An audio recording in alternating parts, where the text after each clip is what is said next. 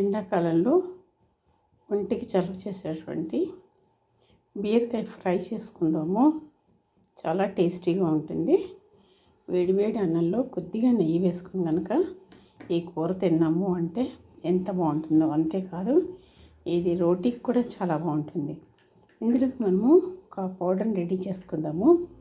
ఇలాగా కళాయి పెట్టేసుకుని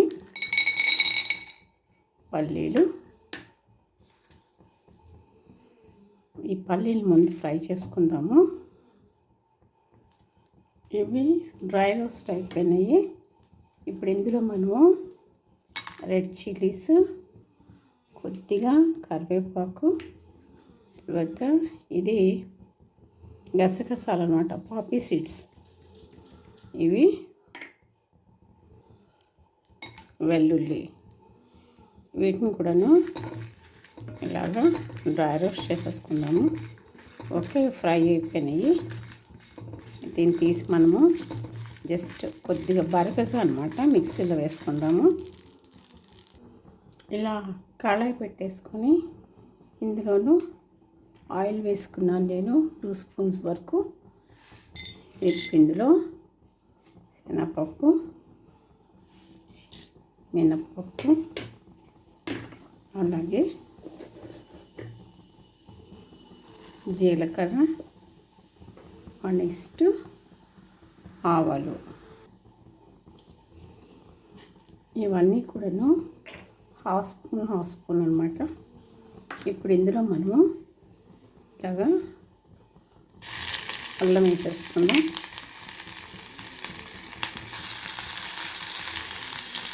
నెక్స్ట్ ఇలా పొడుగుగా చీల్చి పెట్టుకుంటే గ్రీన్ చిల్లీస్ వేసుకుందాం.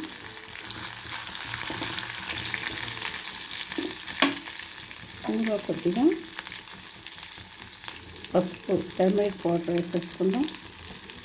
తర్వాత కరివేపాకు, ఒకసారి ఇదంతా కలిపేద్దాము. ఇది ఫంక్షన్లో ఇది ఇంగువ షెఫ్ చేశారు మా ఇంటి ఫంక్షన్లోనూ. ఇందులో మనము ఇలాగా ఆనియన్స్ వేసేసుకుందాం. వీటన్నిటినీ కూడాను కలుపుతామన్నమాట.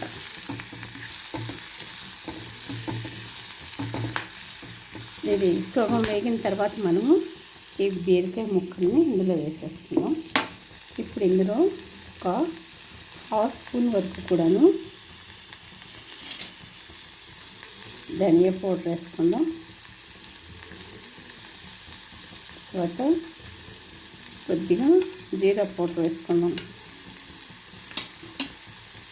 దీని అంతటినీ బాగా కలుపుతాము. ఇప్పుడు ఇందులోనే మనము రాళ్ళ ఉప్పు వేసేసుకుందాము. ఇప్పుడే ఇది కొద్దిగా ఫ్రై అయితే చాలన్నమాట ఈ ఆనియన్స్. ఇప్పుడు ఇందులో మనము ఇంకా కట్ చేసి పెట్టుకుంటే ఈ బీరకాయ ముక్కల్ని వేసేసుకుందాం. రోటీకి కూడా ఇది ఎంతో బాగుంటుంది. దీన్ని అంతటిని కూడాను ఒకసారి కలుపుదాము. దీని మీద లిడ్ పెట్టేసుకొని ఇందాక మనం డ్రై రోస్ట్ చేసుకున్నాం కదా, వాటిని పౌడర్ చేసుకుందాం. ఇది ఫ్రై అయిపోయింది. మనము ఇందాక పౌడర్ చేసుకున్నాము కదా, పల్లీలు అవన్నీ వేసుకొని ఆ పౌడర్ని ఇందులో వేసుకుందాము. జస్ట్ కోర్స్గా గ్రైండ్ చేసుకోవాలన్నమాట ఈ పల్లీలని.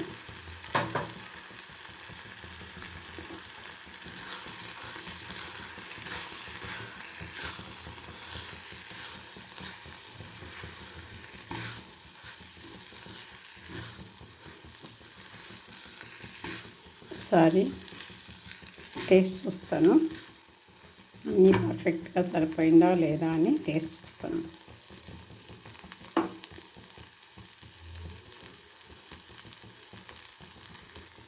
సూపర్గా ఉంది. అన్నీ కరెక్ట్గా సరిపోయినాయి అన్నమాట. ఏది కూడాను ఎక్కువ తక్కువ ఏమీ అవ్వలేదన్నమాట. సాల్ట్ కానీ కారం కానీ ఏది అవ్వలేదన్నమాట. ఓకే, మీకు కూడాను ఈ ఎండాకాలంలోనూ ఇలాగా ఈ బీరకాయ కూరని చేసుకొని కొద్దిగా నెయ్యి వేసుకొని అన్నంలో వేడివేడి అన్నంలో తినండి. కూర ఎంత బాగుంటుంది అంతే కాదు, ఇది రోటికి కూడాను ఎంతో బాగుంటుంది. చపాతీ పుల్కా దేంట్లోకైనా కూడా చాలా టేస్టీగా ఉంటుంది. ఇది మా ఇంట్లోనూ ఫంక్షన్లోనూ షెఫ్ చేశారనమాట. అతని దగ్గర నేను నేర్చుకున్నాను ఇది.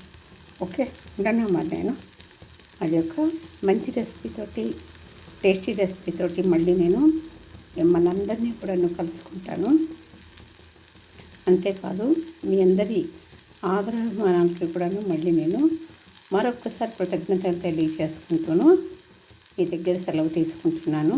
మళ్ళీ ఇంకొక మంచి వీడియోతో మిమ్మల్ని కలుసుకుంటాను. Until then keep watching. Bye.